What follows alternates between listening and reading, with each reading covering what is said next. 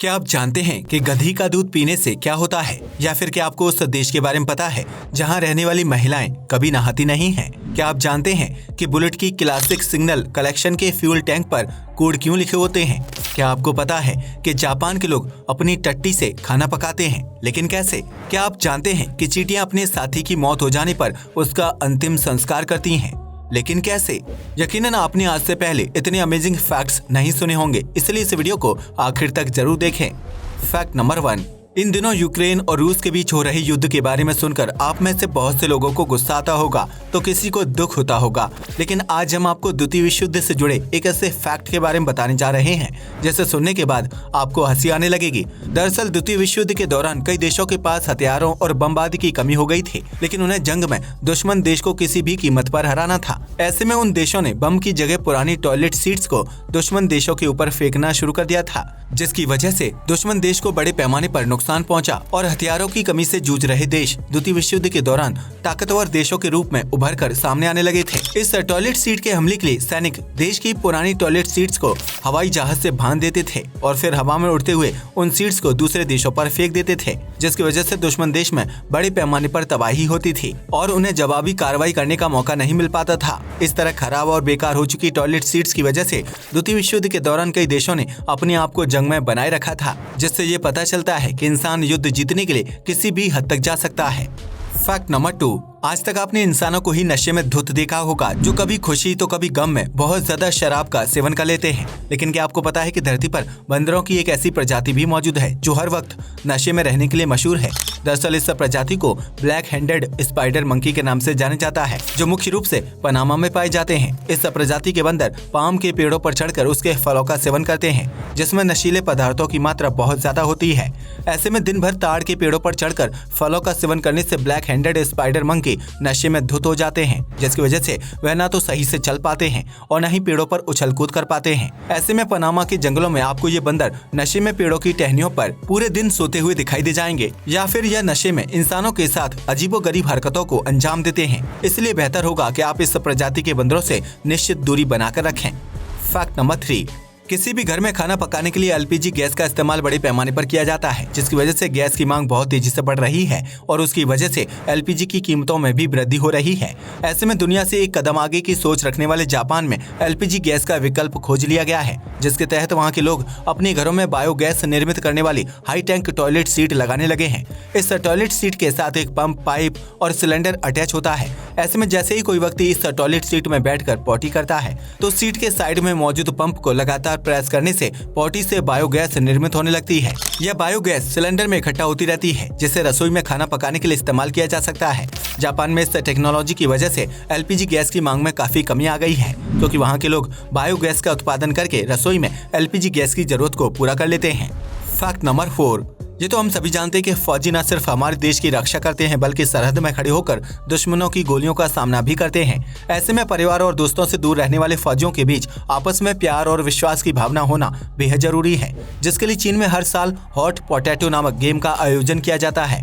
हालांकि इस खेल में फौजियों को गर्मा गर्म आलू खाने के लिए नहीं दिए जाते हैं, बल्कि उन्हें एक जिंदा ग्रेनेड को एक दूसरे को पास करते हुए विश्वास की भावना को जागृत करना होता है। दरअसल इस खेल के दौरान फौजियों को 6-6 के ग्रुप में बांट दिया जाता है, जिसके बाद उन्हें सबसे पहले जमीन पर एक गड्ढा करना होता है। इसके बाद वह 6 फौजी गड्ढे के आसपास गोला बनाकर खड़े हो जाते हैं और अपने हाथ में जिंदा ग्रेनेड लेकर एक दूसरे को पास करने लगते हैं, जिसके बाद आखिरी फौजी उस ग्रेनेड को गड्ढे में डाल देता है और फिर सभी फौजी जमीन पर लेट जाते हैं। इस बीच गड्ढे में फेंके गए ग्रेनेड में जोरदार ब्लास्ट होता है और सारी मिट्टी उछलकर बाहर निकल आती है। इस अजीबोगरीब खेल को खेलते समय फौजियों को एक दूसरे पर विश्वास करना होता है कि वह अपने साथी को मरने नहीं देंगे और सही समय पर ग्रेनेड को गड्ढे में फेंक देंगे। लेकिन अगर इसमें किसी भी फौजी से जरा सी भी गलती हो जाए या फिर ग्रेनेड वक्त से पहले फट जाए तो उस स्थिति में पूरे ग्रुप के सैनिकों की मौत भी हो सकती है।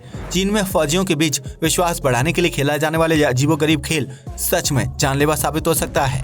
Fact number 5। आपने बचपन में लुढ़कने वाला खेल तो जरूर खेला होगा, जिसमें व्यक्ति अपने शरीर को ऊंची जगह से नीचे की ओर लुढ़काने लगता है। लेकिन क्या आप जानते हैं कि इंग्लैंड में इस रोलिंग गेम को आधिकारिक तौर पर खेला जाता है, जिसे वहाँ चीज रोलिंग गेम के नाम से जाना जाता है। इस अजीबोगरीब खेल की शुरुआत साल 1986 में की गई थी, जिसमें एक छोटे से टायरनुमा गोल वस्तु को पहाड़ी से नीचे लुढ़काया जाता था। फिर इस गेम में हिस्सा लेने वाले प्रतिभागी पहाड़ी से नीचे लुढ़कते हुए जाते थे और जो व्यक्ति उस वस्तु को सबसे पहले पकड़ लेता था उसे गेम का विजेता घोषित कर दिया जाता था। लेकिन इस रोलिंग गेम में पहाड़ी से नीचे लुढ़कते हुए कई प्रतिभागियों को चोट आ जाती थी, जिसकी वजह से गेम के नियमों में कुछ बदलाव किए गए थे। वर्तमान में रोलिंग गेम के दौरान प्रतिभागियों को किसी चीज का पीछा नहीं करना होता है, बल्कि उन्हें पहाड़ी से लुढ़कते हुए सबसे पहले फिनिशिंग लाइन तक पहुंचना होता है। ऐसे में जो व्यक्ति सबसे पहले लुढ़कते हुए फिनिशिंग लाइन तक पहुंचता है उसे विजेता मान लिया जाता है और उसे इनाम के तौर पर एक चीज का बड़ा सा टुकड़ा दिया जाता है। भले ही इस खेल में विजेता को कोई बड़ा इनाम नहीं दिया जाता है, लेकिन इंग्लैंड के स्थानीय लोगों के लिए यह खेल बहुत ही महत्व रखता है। वह लोग हर साल बड़े उत्साह के साथ चीज रोलिंग गेम का आयोजन करते हैं, जिसे देखने के लिए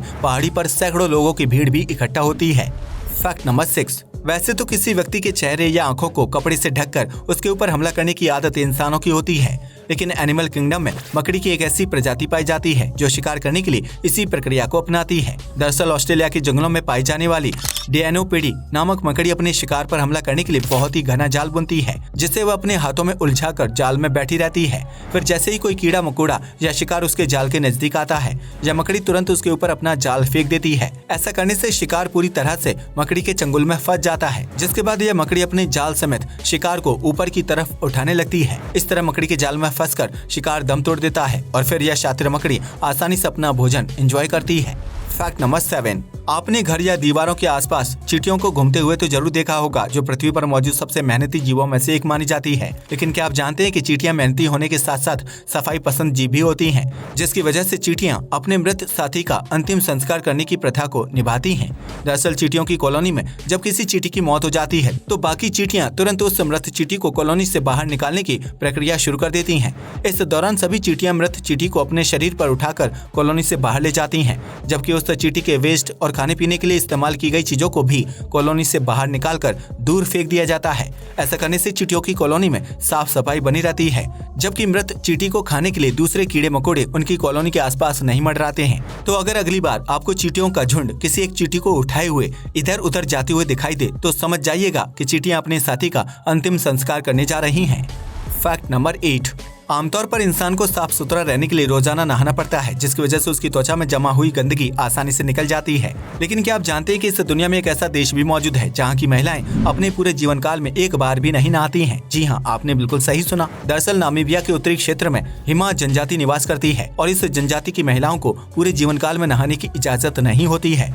दरअसल हिमा जनजाति के लोगों का मानना है कि नहाने या पानी के संपर्क में आने से महिलाओं की कुदरती सुंदरता खराब हो जाती है, लिहाजा उन्हें नहाने नहीं दिया जाता है। ऐसे में इस जनजाति की महिलाएं अपनी त्वचा की साफ सफाई के लिए दूध और बटर फैट का इस्तेमाल करके एक लेप तैयार करती हैं, जिसके बाद उस लेप को आग में पकाकर उठने वाले धुएं से भाप लेती हैं। ऐसा करने से उनकी त्वचा पर मौजूद गंदगी आसानी से साफ हो जाती है और उन्हें नहाने की जरूरत नहीं पड़ती है। आपको यह जानकर हैरानी होगी कि हिमा जनजाति की महिलाओं को पूरे अफ्रीका में सबसे खूबसूरत महिलाएं माना जाता है, जो अपने बालों को गर्म तापमान से सुरक्षित रखने के लिए उन्हें लाल मिट्टी से कवर करके रखती हैं। Fact number 9। अक्सर जब कोई इंसान गलती करता है या फिर उसे कोई बात समझ नहीं आती है तो उसकी तुलना गधे या गधी से की जाती है। लेकिन क्या आप जानते हैं कि इस पूरी दुनिया में गधी का दूध सबसे कीमती और महंगा होता है, जिसे अमृत माना जाता है। दरअसल गधी के दूध में पोषक तत्वों की मात्रा काफी ज्यादा होती है, जिसकी वजह से अगर कोई व्यक्ति नियमित रूप से गधी के दूध का सेवन करता है तो उसकी शारीरिक व मानसिक शक्ति काफी हद तक बढ़ जाती है। इतना ही नहीं, गधी के दूध से रोजाना स्नान करने से महिलाओं की त्वचा में निखार आता है, जबकि उन्हें झुर्रियों समेत अन्य प्रकार की स्किन प्रॉब्लम्स नहीं होती है, जिसकी वजह से महिलाएं लंबे समय तक जवान दिखाई देती हैं। आपको यह जानकर हैरानी होगी कि प्राचीन समय में रानी और महारानियां अपनी खूबसूरती को बरकरार रखने के लिए न सिर्फ गधी के दूध से स्नान करती थीं, बल्कि उसका नियमित रूप से सेवन भी करती थीं। इसके अलावा गधी के दूध में कई बीमारियों से लड़ने की ताकत होती है, जिसकी वजह से बाजार में इस दूध की कीमत काफी ज्यादा है। ऐसे में भले ही आप गधी के दूध से रोजाना स्नान ना कर पाएं, लेकिन उससे बने साबुन और फेस वॉश समेत विभिन्न प्रोडक्ट्स का इस्तेमाल करके अपनी त्वचा का ध्यान रख सकते हैं। Fact number 10। अगर आपने कभी बुलेट की क्लासिक सिग्नल कलेक्शन पर नजर डाली हो तो आपने देखा होगा कि उसके फ्यूल टैंक पर अलग अलग कोड लिखे होते हैं। लेकिन क्या आपने कभी सोचा है कि बुलेट पर इस तरह के कोड क्यों लिखे जाते हैं और उनका काम क्या होता है?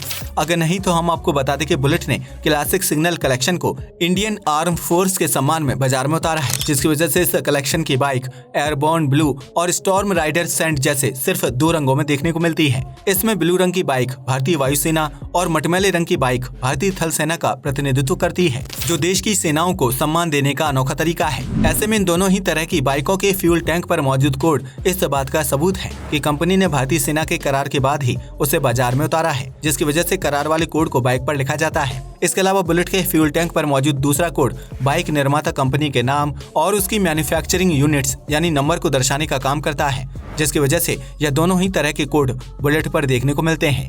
आज के लिए बस इतना ही। वीडियो पसंद आया हो तो इसे लाइक और शेयर करें। जय हिंद दोस्तों।